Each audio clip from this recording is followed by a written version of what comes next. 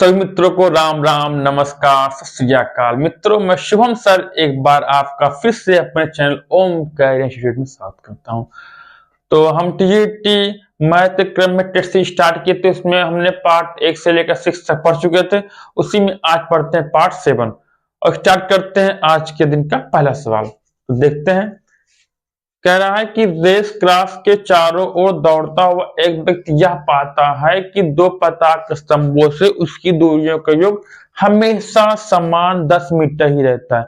तो हम पढ़ चुके हैं, जैसे ये मानते हैं एक दीर्घवृत्त हो गया, यहाँ दो पताक हो गए, कोई भी चीज हमने यहाँ मान लिया F1 मान लिया, यहाँ से F2 मान लिया, और यहाँ से जो दूरी रहेगी कहीं भी, जैसे मान यहाँ एक बिंदु P लेते हैं, इनकी दूरी लेंगे यहाँ, इसके इनके दोनों का योगफल, या यहाँ मानते हैं P1 लेते हैं तो इनसे दूरी इनका योगफल, या यहाँ लेते हैं P3 P2 लेते हैं तो इनसे इनका दूरी का योगफल।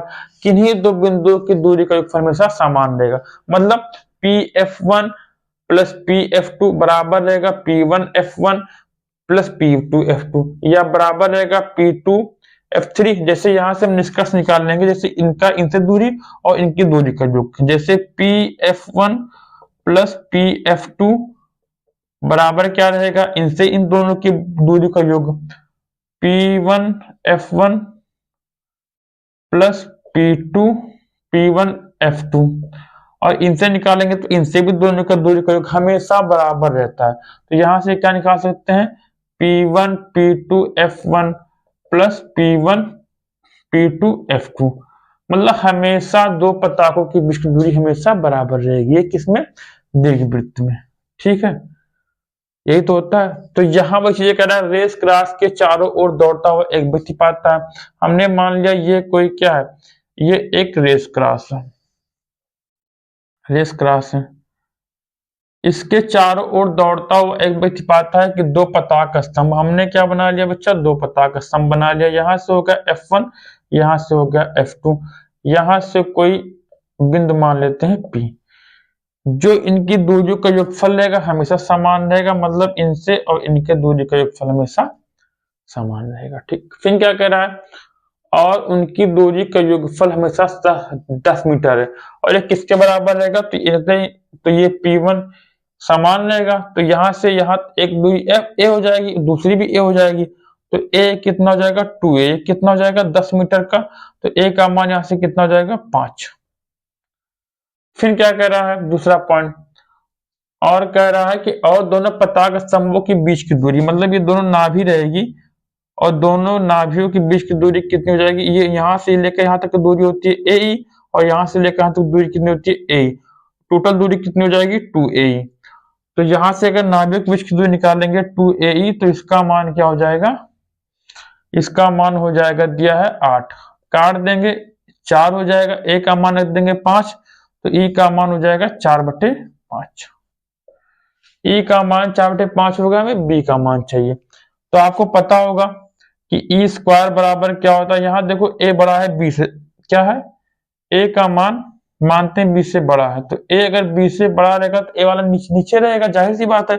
यहाँ से क्या हो जाएगा, E स्क्वायर बराबर हो जाएगा 1 माइनस B स्क्वायर बटे A स्क्वायर। A बड़ा है इसलिए A रहेगा नीचे। ठीक, यहाँ से E का मान ये 4/5 स्क्वायर कर देंगे, 4 चौक 16 बटे 50 25 बराबर 1 माइनस B स्क्वायर, A का मान 50 25 हो जाएगा। इसको इस साइड लाएंगे, इसको उस साइड ले जाएंगे, तो B स्क्वायर बटे 25 बराबर हो जाएगा 1 माइनस 16 बटे 25 बराबर 9/25। यहाँ 25 से 25 कट जाएंगे, B का मान कितना आएगा 3। B का मान 3 आ गया और A का मान 5 आ गया। तो जो दीर्घवृत्त का क्षेत्रफल रहेगा, अगर A और B दोनों दिया रहेगा तब दीर्घवृत्त का क्षेत्रफल निकालना हो, तो क्या होता है, क्षेत्रफल जो होता है वो होता है पाई AB। तो यहाँ से हो जाएगा पाई A का मान 5, B का मान 3, उला करा देंगे, 5 3 15 पाई वर्ग मीटर। बहुत अच्छा सवाल है, ऑप्शन नंबर बी। ठीक, बहुत प्यारा सवाल है। क्या कहा, रेस क्रॉस के चारों ओर दौड़ता हुआ एक व्यक्ति यह पाता है कि दो पताक स्तंभों की उससे दूरियों का योग हमेशा समान रहता। हमें पता है कि यहाँ मानते दो पताक स्तंभों या नाभियों से जो ना भी रहती है, अगर एक पॉइंट रहता है तो इनकी दूरी हमेशा समान रहती है, हमेशा समान रहती है। तो यहाँ से क्या हो जाएगा, P(F1 F2) या P1 F1 F2 प्लस योग इनका करेंगे, सब हमेशा बराबर रहता है। तो यहाँ से मान इसका निकलेगा कि एक ए और एक के 2a हो जाएगा, तो 2a कितने के बराबर, 10 के बराबर, a का मान 5 आ गया, a का मान 5 आ गया, तो e का मान यहां से निकाल लेंगे, नाभिक के बीच की दूरी हमेशा होती है 2a, जहां a बड़ा रहता है b से, तो यहां से निकल आएगा b का मान, और b का मान रख देंगे, हमारा आंसर प्राप्त हो जाएगा। नोट डाउन कर लिए, फिर बढ़ते हैं नेक्स्ट सवाल की ओर।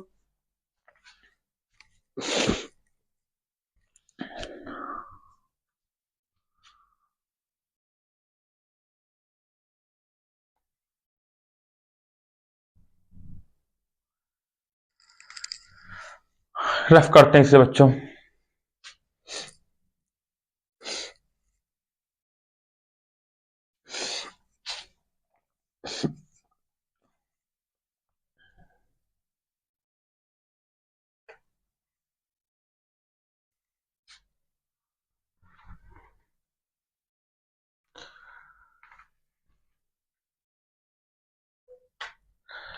क्वेश्चन नंबर 25, बिंदुओं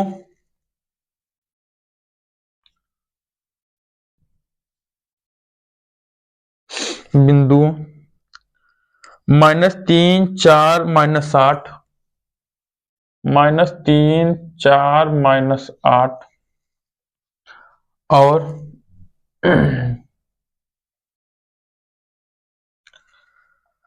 5 -6 4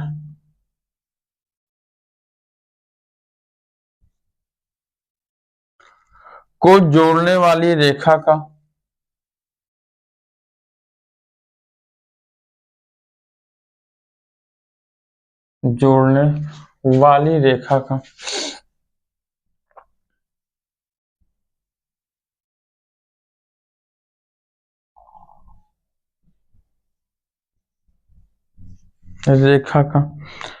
एक्स वाई तल से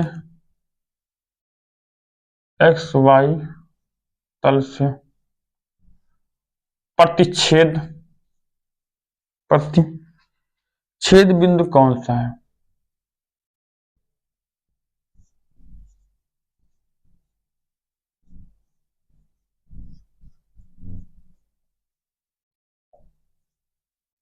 कौन सा है? Option A 7/3 -8/3 0, option B -7/3 -8/3 0, option C -7/3 8/3 0, option D 7/3 8/3 0।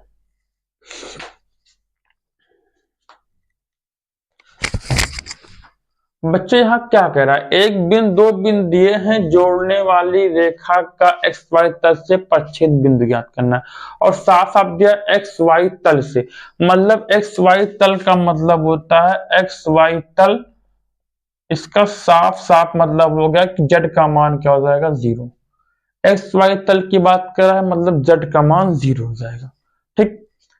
इसलिए देखो सारे ऑप्शन में लास्ट में 0 0 0 है। अब क्या कह रहा है, इनको जोड़ने वाली रेखा का समीकरण तो पढ़े होंगे आप, x माइनस x1 अपान h2 माइनस x1 बराबर y माइनस y1 अपान y2 माइनस y1 बराबर z माइनस z1 अपान z2 माइनस z1 बराबर क्या होता है, लेमडा के, ठीक। तो यहां से x माइनस x1 का मान 3 है, तो माइनस माइनस से +3 और 5 माइनस करेंगे, 5 में से 5 है और माइनस माइनस से प्लस हो जाएगा, 5 3 8। यहां से निकाल लेंगे y माइनस 4, -6 में से -4 घटाएंगे, जुड़ जाएगा, -10 हो जाएगा। y माइनस 4 यहां से क्या हो जाएगा, -10। इसी प्रकार क्या हो जाएगा, z माइनस माइनस से प्लस z +8, यहां से क्या हो जाएगा 6 और माइनस माइनस से प्लस जोड़ेंगे तो 8 4 12 हो जाएगा, बराबर क्या हो जाएगा लेमडा। ठीक, यहां से अगर निकालेंगे एस का मान तो क्या हो जाएगा, 8 से गुणा होगी फिर 3 घट जाएगा तो क्या हो जाएगा 8 लेमडा माइनस 3। वाई का मान निकालेंगे क्या हो जाएगा,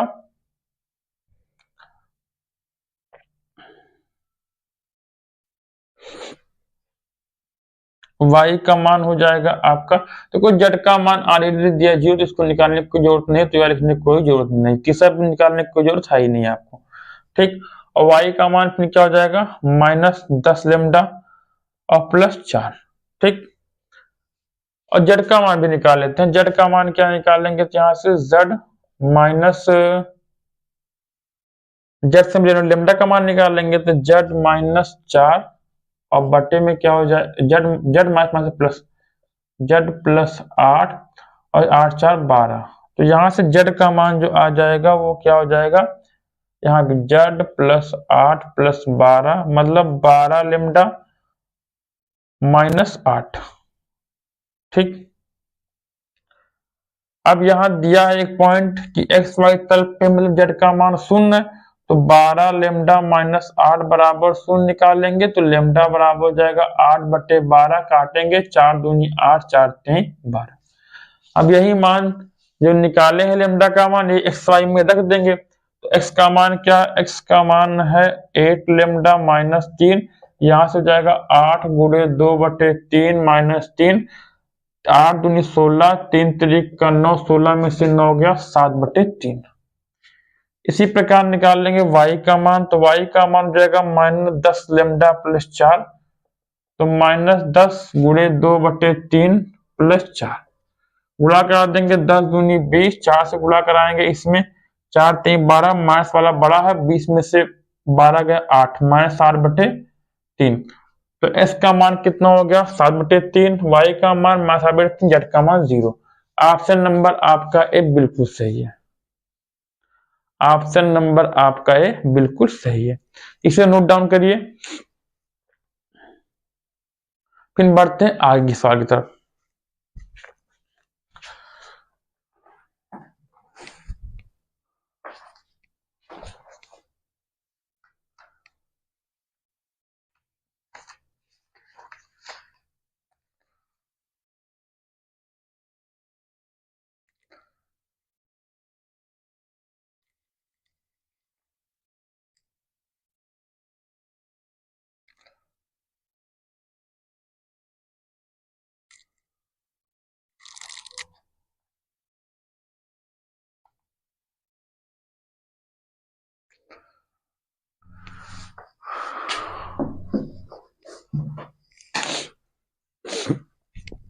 रफ तो मित्रों हो गए, रफ करते हैं विषय।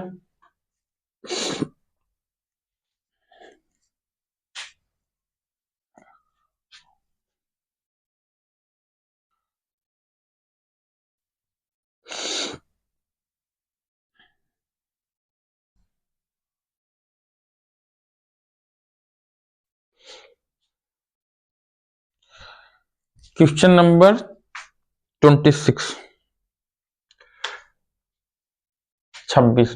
क्या कह रहा है, यदि रेखाओं जिनकी दिक् अनुपात, यदि रेखाओं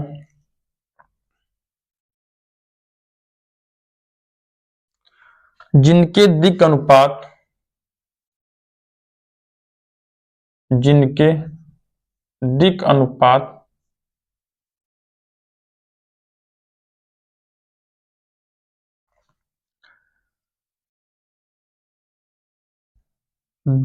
दो -1 2 -1 2 और x 3 5 है के बीच का कोण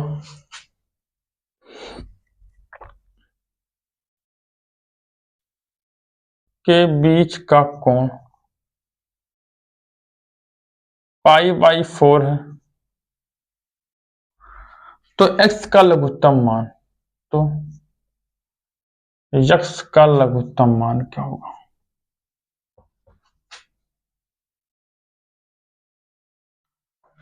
option A 52 52, option B 4, option C 2, option D 1।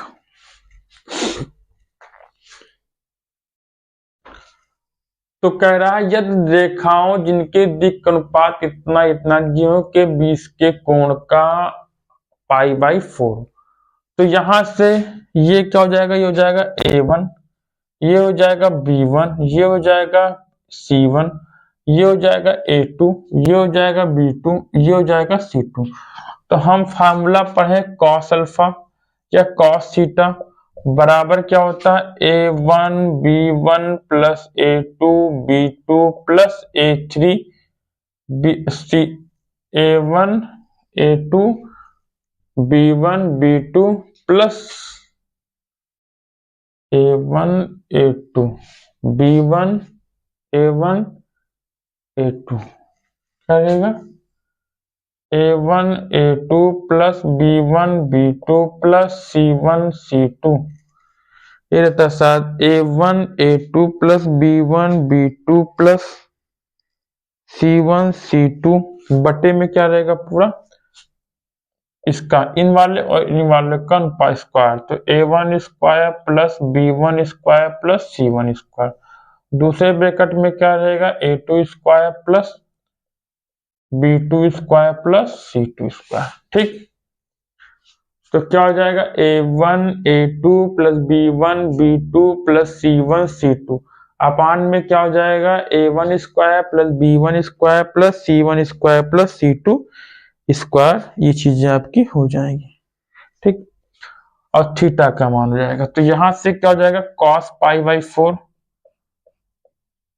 और ये मान निकाल लेंगे A1 का मान इनका गुणा कराएंगे तो कितना हो जाएगा 2x, दूसरे वाले में क्या हो जाएगा -3 और 5 दूनी 10 अपान में क्या हो जाएगा स्क्वायर करेंगे 2 दूनी 4 2 दूनी 4 4 4 8 और एक कम 1 9 हो जाएगा, दूसरा स्क्वायर करेंगे 5 25 3 3 का 9 25 9 34 34 प्लस एक्स स्क्वायर या एक्स स्क्वायर प्लस 34 और cos π/4 का मान होता है आपका 1/√2 और यहां से मान निकाल लेंगे 2x प्लस 10, 10 में से 7 गया 3, 10 में 3 गया 7 अपान में क्या हो जाएगा यहां से 3 बाहर हो जाएगा और यहां से क्या हो जाएगा एक्स स्क्वायर प्लस 36 34।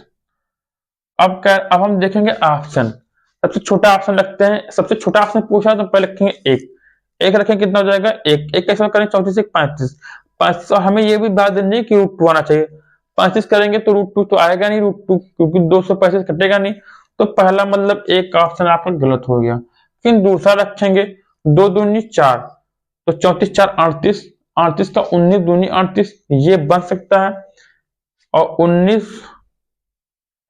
दूनी 38 ये बन सकता है, लेकिन जो रूट निकाल लेंगे 38 का रूट निकाल लेंगे 38 तो ये क्या हो जाएगा 2 गुणे 19 और 19 यहाँ है ही नहीं, तो मतलब ये भी ऑप्शन नहीं होगा, ऑप्शन नंबर बी भी नहीं होगा, सी। अब आते हैं ऑप्शन नंबर बी पे, तो यहाँ देखते हैं ऑप्शन बी पे रखेंगे तो 4 चौक 16 16 34 ये 50 50 का बन जाएगा 5√2, मतलब ये कुछ ऑप्शन सही लग रहा है तो हम रखते हैं ऑप्शन नंबर, तो यहाँ से क्या रखेंगे 2 गुणे 4 प्लस 7 यहाँ से क्या हो जाएगा 3 और यहाँ से क्या हो जाएगा आपका 4 का स्क्वायर 16 प्लस 34 और यहाँ से हो जाएगा आपका 4 दूनी 8 8 7 15/3 और यहाँ से क्या हो जाएगा 50, ये से काटेंगे 5 और यहाँ से क्या हो जाएगा 50 25 5√2 मतलब ये से कट गया 1/2 आ रहा है, मतलब ऑप्शन नंबर बी आपका सही है।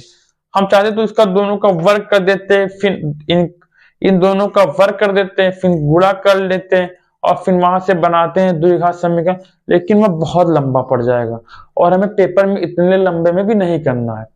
तो मेरे प्यारे मित्रों आज की क्लास यहीं पर समाप्त करते हैं, बाकी के लेक्चर आपको नेक्स्ट क्लास में, तब तक के लिए राम राम नमस्कार सत श्री अकाल धन्यवाद।